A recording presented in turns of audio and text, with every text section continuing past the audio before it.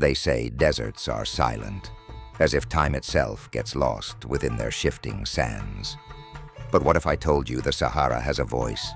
Not just a whisper carried by the wind, but a scream, an ear-piercing wail that chills the spines of even hardened soldiers. Welcome to the Nightside Archive, where tonight we delve into the haunting echoes that many dare not speak of, the screaming sands of the Sahara. It was the spring of 1943. The Second World War was raging, and amidst the sweltering, unforgiving heat of the Saharan desert, a convoy of Allied soldiers made their way through barren dunes on a classified mission. These were battle-hardened men who had seen warfare in its rawest form, but none were prepared for what waited for them. Their path was quiet, too quiet.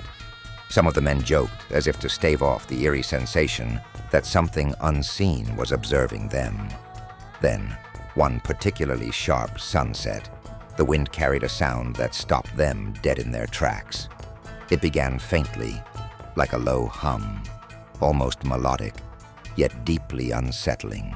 The hum thickened, grew louder, as though 10,000 voices had joined a ghostly choir. By the time night fell, the hum had turned into wailing, tormented, screeching cries echoing across the dunes. Initially, the group dismissed the sounds as tricks of the wind. Delusions born of heat and exhaustion. But when Private James Clements, manning the rear, frantically reported footprints appearing in the sand just behind their last jeep, and there was no one there, dismissal turned to dread. Corporal Ramsey, a decorated skeptic, decided to investigate alone. Armed with a flashlight and the arrogant confidence of someone certain ghosts didn't exist, he ventured to the edge of camp. Witnesses said he froze mid-step, his flashlight illuminating something unseen, but undeniably horrifying. Ramsey dropped his light and bolted back into the encampment without saying a word.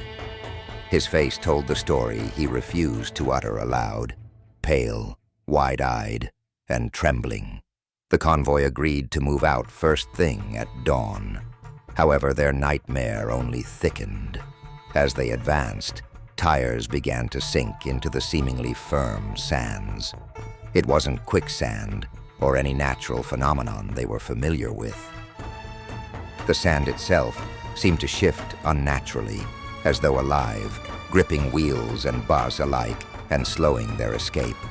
And then they saw it, what they later described as shadows, impossibly tall and thin, moving fluidly across the dunes, defying the blinding sunlight. That night was the worst of all. The wailing grew to a crescendo, and several soldiers reported hearing their names being whispered from the blackness beyond the firelight. And then came the scream, a singular deafening note that seemed to emanate from the earth itself. When dawn broke, 2 soldiers were gone, vanished. Their rifles lay still in the sand, fully loaded. Their footprints didn't end. They simply disappeared. Months later, investigations by other units found no trace of the 2 missing men. Local Tuareg tribespeople spoke in hushed tones of cursed regions in the Sahara, places where ancient spirits roamed, condemning any who dared trespass.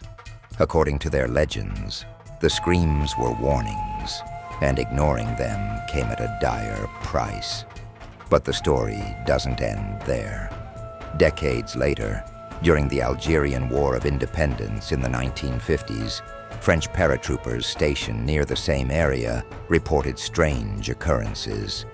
Their electronic equipment malfunctioned inexplicably. They spoke of communications being drowned out by distorted cries that engineers couldn't rationalize. A young lieutenant reported seeing phantom lights darting across the sands as his squad slept. But those lights darted with purpose, as though they were intelligent and malevolent. Skeptics argue these tales of screaming sands can be explained by natural phenomena. Scientists point to something known as singing sand dunes. Under specific conditions, silica grains can produce eerie sounds when they move against each other. Yet no scientific explanation accounts for the voices calling soldiers' names, for the shadowy figures that defy any human understanding, or for the missing men whose trails simply vanished into nothingness. To this day, travelers avoid camping overnight in that cursed region of the Sahara. GPS devices fail, compasses spin wildly, and the air itself carries a weight some describe as oppressive. But the wails, they say, continue, a haunting reminder that not every battle is against foes of flesh and blood. Some wars are fought against the very unknown, where survival depends less upon bravery and more on knowing when to leave and never look back. So what would you do? Stay silent as you feel unseen eyes watching, or listen to the screams and run? Perhaps like the soldiers who vanished, you wouldn't have a choice at all. One thing's for certain. Should you find yourself among the endless sands and hear that unearthly wail, pray it's only the wind, because in the Sahara's screaming silence, no one knows what listens back.